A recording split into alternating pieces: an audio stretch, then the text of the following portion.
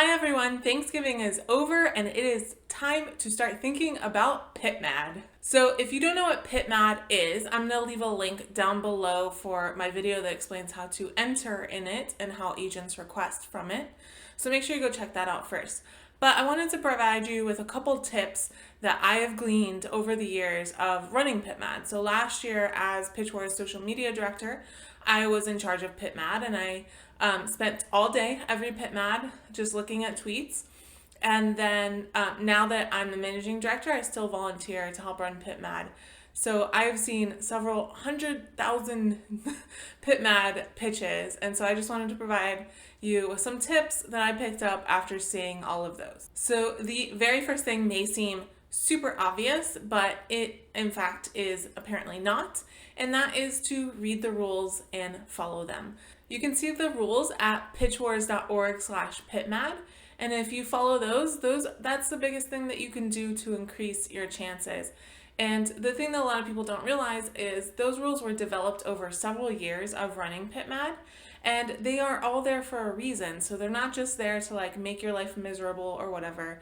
They're there to make it easier for agents to navigate the feed and also just to make it easier to organize the entire contest. So for example, one of the rules is to not include a link with your pitch.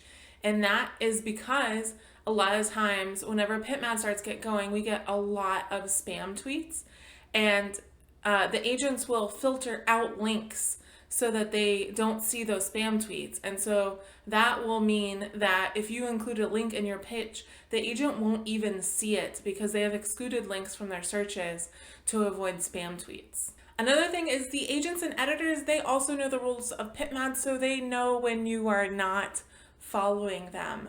And so that may result in them not requesting your work. And the reason why is not because they're stickler for rules, because they are looking at forming a long-term professional relationship with someone. And if you had thousands of people to choose from, it would be pretty easy to rule out the people who just cannot follow basic directions. And I think that's a pretty smart decision. I think if you are someone who's looking to have a long-term professional relationship with them, you would like them to display that they can follow just very simple, basic instructions. And so that is why you should always follow the rules at pitchwars.org/pitmad. And also, if you have any questions, make sure you read that page first before contacting anyone on our social media or email, because about 90% of the questions that we get are actually answered in the FAQ. And so if you could do that, that reduces the amount of work that we have to do as well. All right, so my second piece of advice is to start strong. Whenever you're looking at the feed as an agent, those tweets go by so fast. And so those first like 5 or 6 words are really your bread and butter. So you need to hook them in just the first couple of words, which I know is very difficult and it's much easier to say than to do. But it is important that you hook them right away. Otherwise, they're just going to keep scrolling for something that does hook them right away. So really long sentences to start out with are not the best bet. So let's talk for a second about comp titles. In such a short pitch as Twitter allows, comp titles can do a lot of the heavy lifting and letting the agents and editors know what to expect from your work. But comp titles are a little tricky to get right, and they should convey more than just a genre or a setting. So for example, a couple of years ago, everyone was using Firefly as a comp, when what they really meant was the book was set in space on a spaceship. And if you've seen Firefly, you know that that's not the heart of that story. And so it was really disappointing to see these books using Firefly as a comp, and then it turned out the book is nothing like tonally or thematically anything like Firefly. You also want to avoid using blockbuster titles as your comp titles, and for a couple reasons. One is it implies that you haven't read widely enough in your genre, and Twilight is still the only young adult book you know. It also implies that you may have unrealistic expectations as to the success of your book. So this is especially for people who say things like, my book is the next Harry Potter. Your comp title should also be reasonably recent, and I'm talking books that are published in the last 2 years or so. The publishing industry changes so quickly, and the market is completely different from what it was like 10 years ago, and it's especially different from what it was 40 years ago. So if you're using books from 40 years ago as your comp title, you need to make sure that you have a much more recent book to pair it with. Another thing to remember is that your pitch must fit inside a tweet, right? Which isn't very long.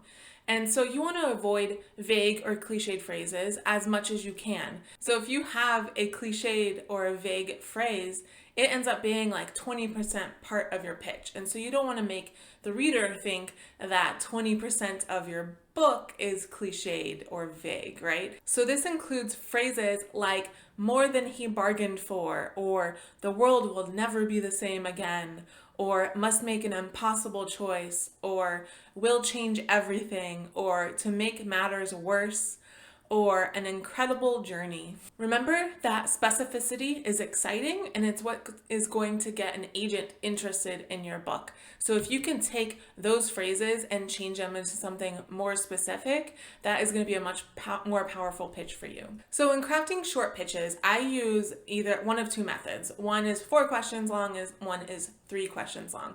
So I'm going to read them to you off of my computer so I don't get them wrong. But the 4-question one, the first question is, who is your main character? And that means like who they are, like not what their name is. Your second question is, what does your main character want or need? And your third question is, what stands in the way of your main character getting what they want or need? And that's the conflict, right? And then the fourth question is, what happens if they don't get what they want or need? And that is the stakes. And so conflict and stakes are definitely required in a short pitch. Alternately, you can use the 3-question method, and those 3 questions are, who is the protagonist? Again, who they are, not what their name is. And 2, what choice do they face? And 3, what are the consequences of that choice? And when I say who they are, not what their name is, that doesn't mean don't include their name. It means their name is not sufficient in defining who they are. All right, so remember, in pitmad, you are permitted to tweet a pitch about a book 3 times throughout the day. And the number one reason why a great pitch does not get seen by an agent or editor is because that agent or editor just doesn't happen to be on Twitter at that time.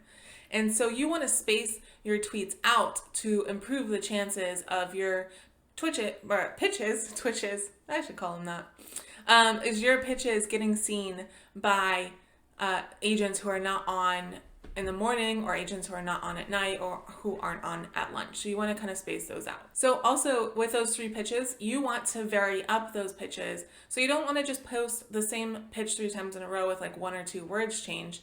You want to kind of take different approaches to them. So I always recommend, if you can find good ones, one of your pitches should include comp titles. And so that's just an easy way of like varying up your pitches, is by having one include comp titles and one doesn't. So another piece of advice that I have, again, may seem obvious, but it is apparently not, is do not cheat. The agents and editors can see when you do this, and so you're not being slick. And so an example of some of these cheats that we've seen in the past are deleting tweets that get no interaction, so you can post more than 3 times. Yeah, we definitely see you, and the agents definitely see it too. Using an image to provide more info that can't fit in a tweet. A lot of times the agents who aren't looking for picture books or graphic novels are going to be filtering out images anyway. But also, if they're not, they're seeing you and they know that that's against the rules, and so they know that you're not following the rules. Don't link to a page about your book. That is, again, we talked about that a little bit earlier, but yeah, that's definitely against the rules. Definitely don't thread your tweets. A lot of times this isn't done intentionally. This is done by someone who just like really kind of doesn't understand Twitter and doesn't understand the rule that the pitch has to fit in one tweet. And the reason why is because a lot of times those agents are going to see the thread. They may just see like the second tweet in the thread, and it's not going to make any sense, and so it's not going to appeal to them at all. And lastly, do not pretend like a previously self-published book is unpublished.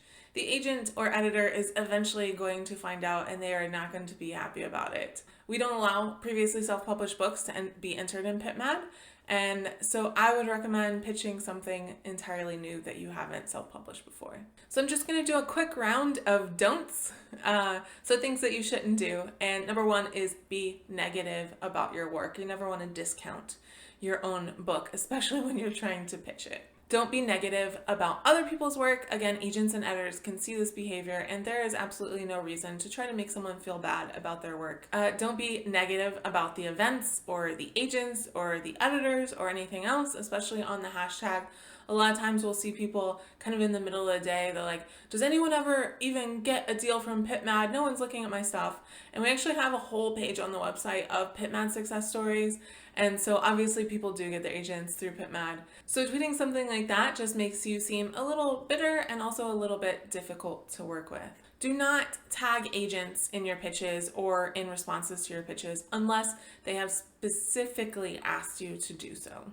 Don't yell or berate well-meaning people who like your tweets. It's okay. I promise. I know it's disappointing to get that like and then realize that it's not an agent or editor, but they don't know, and it's not really a problem for us. So like, don't worry about it. Just let it go. It's fine. Don't use rhetorical questions in a pitch. They are always ineffective in a pitch. And a lot of people think that their rhetorical question is the exception to the rule.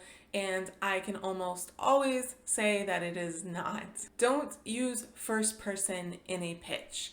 Especially if it's creepy. Sometimes we can't really tell if it's a memoir or if it's, fiction. Don't feed the trolls. There are always trolls on pitmad day. Just ignore them. Do not give them the attention that they so desperately crave. Just totally ignore them, block them, mute them, whatever. We at Pitchwars keep an eye on them, so you don't have to worry about if they're harassing someone, then we're going to step in. But just feel free to ignore them. Don't introduce too many unfamiliar concepts or characters in your pitch. 1 or 2 characters is fine. 3, 4, 5, 6 are not. And also, if you introduce an unfamiliar concept, see if you can name it by the concept rather than the name. So, for example, if you have a time travel device that's called some weird like special name, just call it a time travel device in the pitch, and that way the agent doesn't have to navigate these new concepts. Okay, and finally, my last piece of advice is if you do get requests during pitmad, first of all, congratulations, but second of all, make sure you research anyone who has requested your work before sending it to them. There are a lot of people out there who are out there to scam writers. Anyone can request in pitmad. That's just the way that the structure works. That's just the way that Twitter works. We can't keep people from liking your tweets. I wish we could. But so it's important for you to do your research and make sure that you are only submitting to legitimate people, and also only submitting to people that you want to work with. So if you are convinced on doing large traditional publishing and you are only interested in requests from agents and you get requests from a couple small presses, it is totally fine to not send your submission to them, because you're just wasting your time and you're just wasting their time if you're not interested in that path, and vice versa. If you are interested in specifically working with a small press and you see literary agents requesting your tweets, you may want to just focus on the small presses. So just make sure the people that you're submitting your materials to match up with your goals and your dreams for your career. Okay, lastly, my very last piece of advice is that you have fun. So a lot of people put a lot of emphasis on pitmad, and it is just one of many ways to get published. So I always recommend that you kind of take a fun approach to it. Not only are you pitching your book, you can read other people's pitches and interact. A lot of people find critique partners during pitmad, or they just find friends that they make. Make sure you have fun with it and make sure you're interacting, because that's a lot of the value that pitmad provides, is there are so many writers who are kind of in the same situation as you all in one place, and so it's a great place for networking and for making friends. I hope that my pitmad tips helped you out a little bit. If you have any questions, please feel free to leave them down below and I will answer them in the comments. And thank you so much for watching, and I will see you next time.